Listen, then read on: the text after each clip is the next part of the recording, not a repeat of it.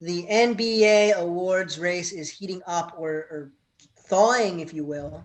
Uh, it looks like Nugget center Nikola Jokić is the favorite to win the MVP award. Earlier today, Russell Westbrook broke Oscar Robertson's record for the most triple doubles in NBA history with, I believe, his 182nd, maybe his 181st. I'm not quite sure. We see the rookie of the year race largely tied up, likely to Hornets point guard LaMelo Ball. We see the defensive player of the year race likely finished going to Jazz center Rudy Gobert.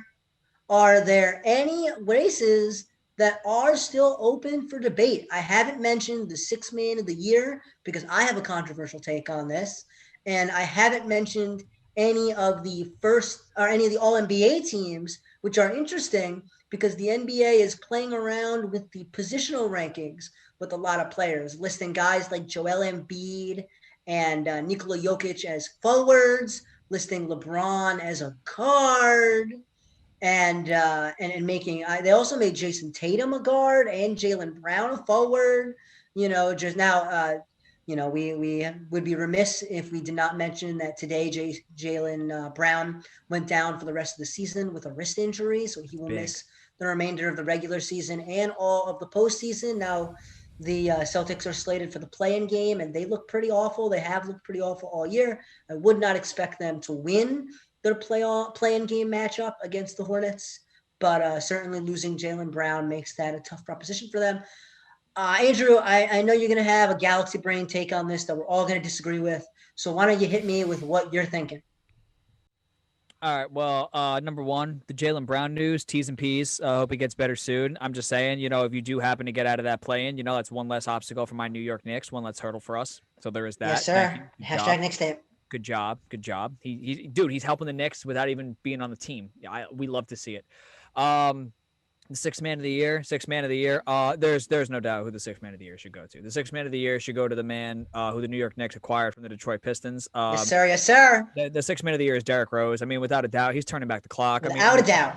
I don't know what it is. You get Derrick Rose playing for Tibbs, and immediately the man becomes a 20-point per game scorer, a fucking leader, a closer, an assassin. He becomes the dude he was 10 years ago.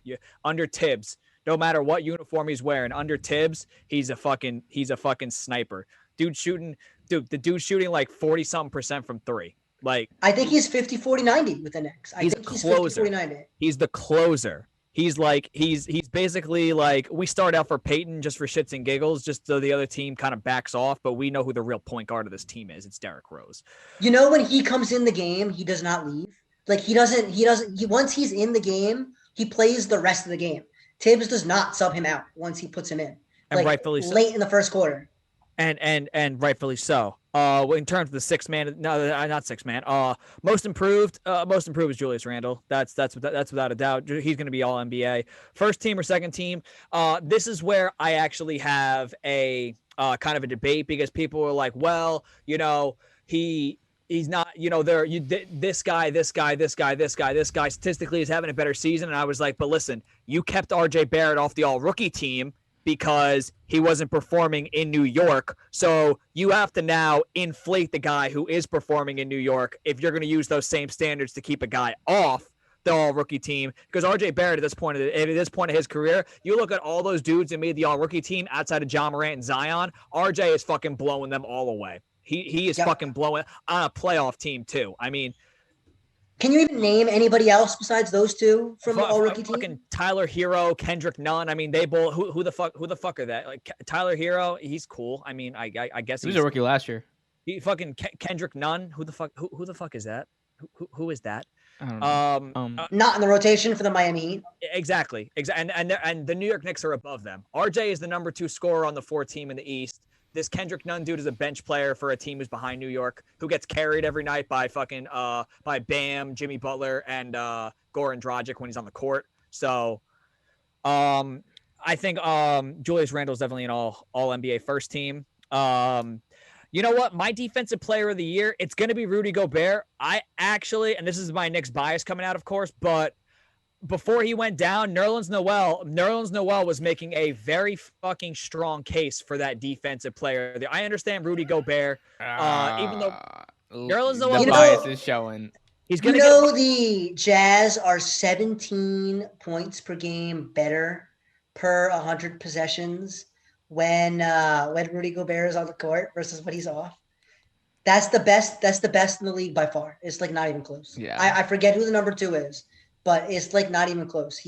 There's 17 points per possession better with him on Rudy the court. Gobert is like unbelievable. Actually, high key, he's like one of the most like dominant defensive players like we've ever seen. Like ever. All that for a second round exit. All that for that's the truth. It's all that for a second round exit. Might change this year, man. This is a all that for a really first round exit. Oh, you're right. All that for a first round exit. You're right. They'll fall. Yeah, exactly. You're right. They'll talk about Phoenix, dude. Everyone's all Phoenix. Listen, if they're gonna play Steph, hey, they're gonna. This is gonna be We Believe Warriors Part 2, by the way. If Phoenix got to play Steph in the first round, they're gonna pull some We Believe Warriors Part 2.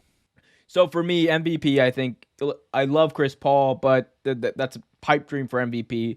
Nikola Jokić has shown that he has been one of the best and most underrated, honestly, players for a long time. This year, averaging damn near 27 points a game. Dude's got like over 10 rebounds. And the 8 assists, guys. The 8 assists is like the big thing. Like that is for a 7-foot center who's that is a huge thing. I think Nikola Jokić has elevated his play and that of his teammates this year, and that cannot be understated. He deserves to win the MVP, barring some sort of miraculous. I don't even know. There's no one who can catch him. It's Nikola Jokic's award. Oh, Julius Randle can, but yeah, okay. Julius Randle is a facsimile of Nikola Jokić. So, but I'll be real. There's nothing better than the original. Thanks for watching this video from Real Take Sports Talk. Remember to like, share, subscribe, hit that notification bell so you get notified whenever a new video is released. Also, remember to check out our live show every single Thursday at 8 p.m. right here on the YouTube channel. And remember, keep it real.